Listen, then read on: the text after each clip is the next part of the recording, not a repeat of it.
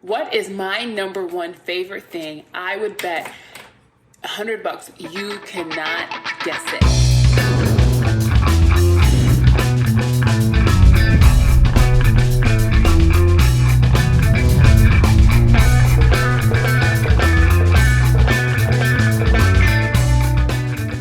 So my number one favorite thing, for context, in my life, I have been on yachts, I have been on a private plane, I have grown up in a neighborhood where there was an ex-professional basketball player.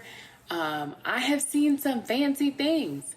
I used to be a die-hard Android fan. I mean, seriously, I'd be like, yo, I'm an Android. Like, not I have one, but I am. And now I use an iPhone. You know, I've lived in high rises, but you know what also has happened?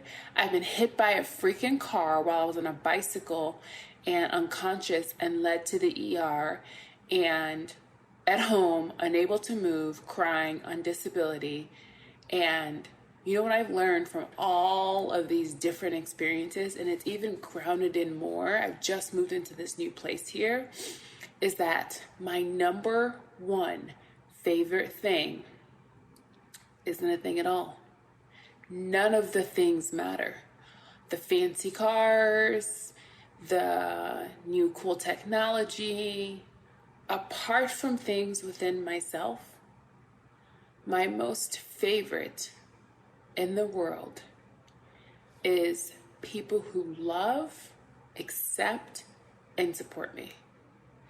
And how did I come to this? So literally imagine you have been in places with some of the wealthiest, most extravagant situations, but you also know what it feels like to be alone with your body unable to do anything.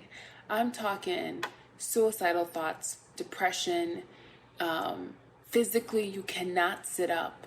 I've been to over probably 200 to 300 medical appointments over the past 10 years. Doctors that question you, a condition that people can't solve. So it's like, is anything worth the love and support of people? And while I was going through most of those two things, I realized a couple of things. At the very beginning, when I first got hit by the car and I was home for 3 months from work on disability, the people I thought would show up for me were not the ones that did. And then the ones that were trying to show up for me, I was so not expecting it. And also, to be frank, I didn't really know how to receive their care and support. I hadn't grown up in a situation that taught me that. So I was trying to get help from these people who were not the right ones. These other people who were my friends were reaching out, and I wasn't really receiving it. I wasn't saying what I needed. And then when I did ask for help, I would make it so hard for them to do it. And it just ended up with me mostly being alone and constantly reaching out to just one person who honestly was really, really mean. Like really, really mean at a time when, I'm being sensitive about this, I couldn't sit up. My lungs hurt to breathe for about 5 years. And in the worst of it, I was sleeping, 20 hours a day. That person would say things like, I don't know why you're not okay. I don't know why you need my help. And that was the person that I would call on. That doesn't help. And now, to like a completely different example, I've just moved into this place. I did have movers to help pack. But there are certain things, like I was in between at an Airbnb, and you just either have to do it yourself or you have to have a friend that cares enough to offer to help. And I have a lot of acquaintances. And I'm learning to build these kinds of meaningful friendships.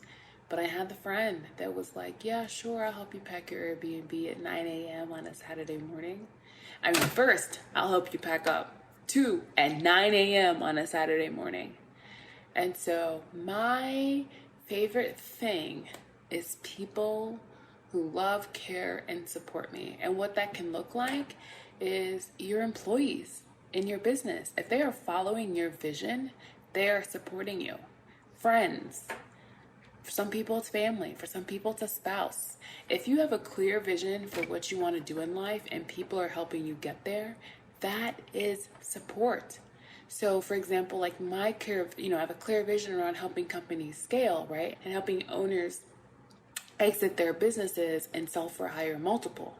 Well, not only does that just require, the intellect that we normally think of or the team that we normally think of, it also requires things like, well, if you're physically hurt, the housekeeper that allows me to, be able to show up and type in my computer at times when I've had to choose between, do I do dishes and cook food, or can I sit up for 3 days? So that is my favorite thing, is people who love, care, and support. And for anyone who that has been a constant thing in your life, I just hope that you feel gratitude, as someone who has not had that constant in my life. And to be frank, I don't think it's I think it's something I am still learning, how to have the right people in my space and to be the right person for them. And I'll just show up for myself, because I have to show up for myself, and treat myself in a certain way so I can teach them. So yeah, not what you expected. It is not, my favorite thing is not the private plane. My favorite thing is not the antique car. It's not the Ferrari. It's not the celebrities. It's not working in Fortune 50 companies. It's not helping a Fortune 1 company.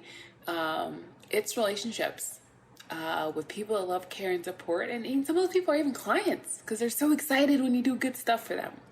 So I would love to hear, what is your favorite thing? And as I was, doing my ramble, explaining all of this, what were you thinking? Would love to hear from you. Would appreciate your love and support. And I guess you already know how important that is to me. So if you want more content that is real, whether it's about scaling, it's about business, it's about the personal development you need to get your business to where you need to go, whether it's a profitability number or getting a higher multiple, hit subscribe and you'll get more killer content. All right. Love ya.